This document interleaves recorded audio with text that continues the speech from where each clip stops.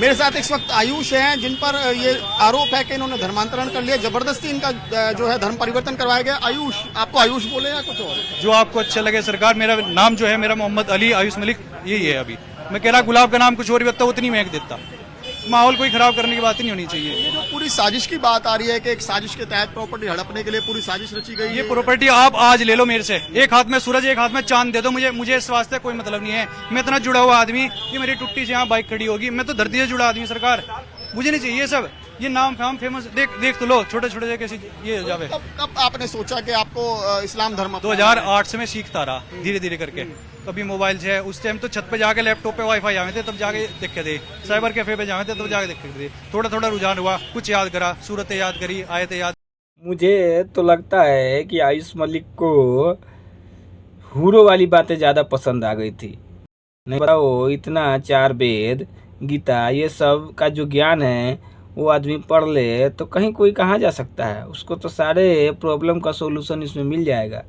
अगर वो कुछ चीज़ें इसमें फॉलो करना चाहे तो बिल्कुल कर सकता है। इसके लिए कोई जोर ज़बरदस्ती नहीं है। मगर ये सारी चीज़ें छोड़, लालच वाला चीज़ें उसको पसंद आ रही है तो उसको यही कह सकते हैं ना कि भाई कहीं 72 हूरों वाली बात तो नहीं पसंद आ गई। परिवार के मूल धर्म हिंदू धर्म में आकर आपके व पापा के प्यार की छाव में रहना चाहता हूँ, तो आप मुझे माफ़ करना।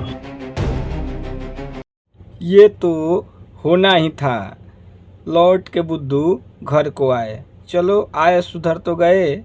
मैं यही सोच रहा था कि इस बंदे को क्या नहीं दिखा सनातन धर्म में जो ये दूसरे धर्म का पालन करने लगा। भक्ति योग, ज्ञान योग, कर्म योग, कोई चीज़ तेरे मन को नहीं भाया। अरे दोस्त, एक बार पढ़ तो लिया होता कि इसमें क्या चीज़ें हैं। अनासक्त होकर कर्म करते तो भी मुक्त हो जाते, ज्ञान लेकर करते तो भी मुक्त हो जाते, भक्ति करके अपने आप को समर्पित करके प्रभु को करते तब भी मुक्त हो जाते। लेकिन आपको वो कौन सा ज्ञान पसंद आ गया? मुझे तो लगता है कि वही ज्ञान आपको पसंद आ गया था जो लड़कियों के चक्कर में या अपनी बीवियों के चक्कर में माँ बाप को वृद्धाश्रम भेज देते हैं या छोड़ देते हैं, मारते हैं, पीटते हैं। मुझे तो वही लग रहा था कि वही चीज़ आपके अंदर आ गया था। लड़की के चक्कर में बेचारा सब कुछ छोड़ने को तैयार है। अच्छी बात यहाँ ये है कि आयुष के माता पिता के पास प्रॉपर्टी अच्छी है तो उनको तो बाहर निकाल नहीं सकता है, नहीं तो यहाँ तो वही मामला हो जाता। जो सरकार वोट चोरी करके रूलिंग पार्टी बनी है वो कहाँ से एक्शन लेगी? वोट चोरी करती है सरकार? बिल्कुल कर रही है यार। राहुल गांधी ने इतने सारे प्रूफ दिखाए, और क्या चाहिए? एक एजुकेटेड बंदा अगर उसकी वो प्रेस कॉन्फ्रेंस देखे तो क्यों नहीं यकीन करेगा कि सरकार वोट चोरी। क्यों विश्वास करेगा भाई, क्यों विश्वास करेगा? जब वोट चोरी का इल्ज़ाम लगा रहे हो तो कोर्ट में उसके लिए सबूत भी पेश करना होता है। जब कोर्ट में सबूत मांगा गया तो तुम्हारे जो पढ़े लिखे जो पप्पू हैं वो प्रूफ क्यों नहीं पेश कर पाए? प्रेस कॉन्फ्रेंस कर देने से बात सही हो जाती है? नहीं होती है ना। अब जब हिंदुओं के खिलाफ में बोलोगे तब तुम ही बताओ कि हिंदू वोट कैसे देंगे? भाई ये कॉमन सेंस की तो बात है।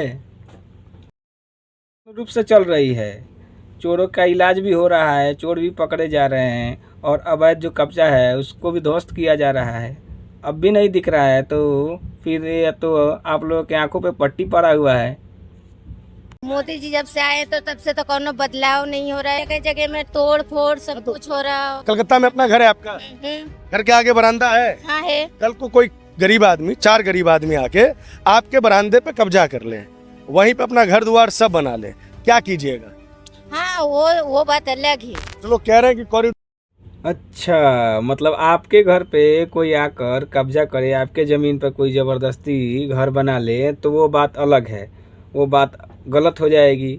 अगर आप दूसरे के ज़मीन पे कब्जा करके अगर आप बना रहे हैं और उसको तोड़ा जा रहा है तो कोई बदलाव नहीं हो रहा है।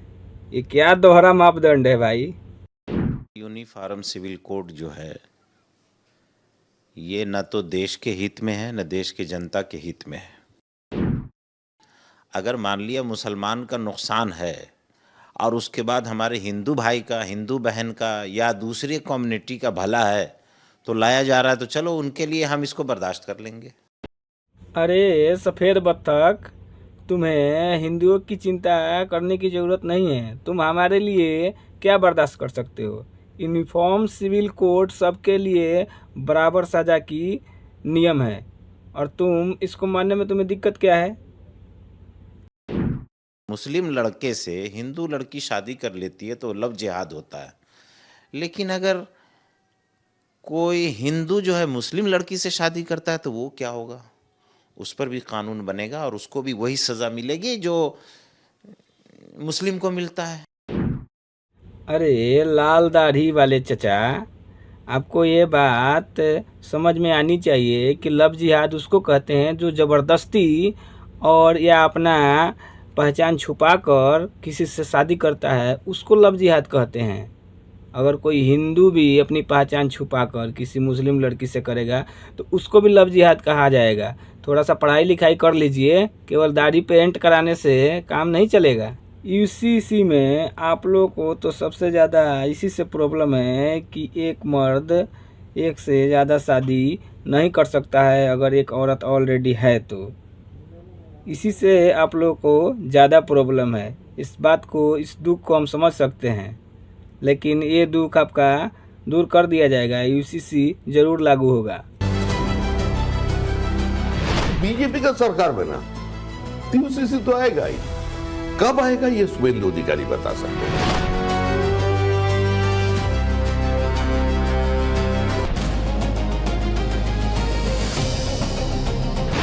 We are concerned with the motives of the BJP.